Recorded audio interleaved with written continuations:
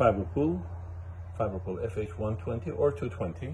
How to replace the fan blade. Often FedEx carriers damage these fan blades.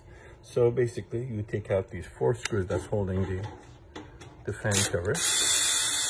Actually we take out 3 because we spin it out.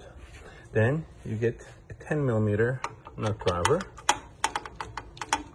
or a socket, either way. But the nut is 10mm in size. Put it down and don't lose the little washer either.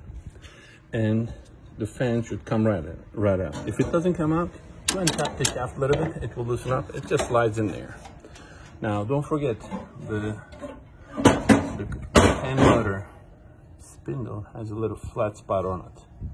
If you can see here. Well, the fan blade also has a marking. See this arrow? That also shows the marking where the flat spot is. So we removed it. Just make sure it doesn't wiggle left and right. It's mounted down properly. Then we take the new blade. Here we go. Here's the arrow.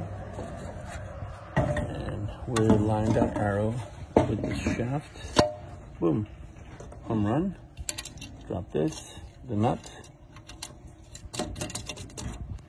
Tighten up the nut.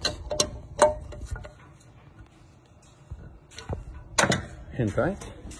Then we will put on our screws.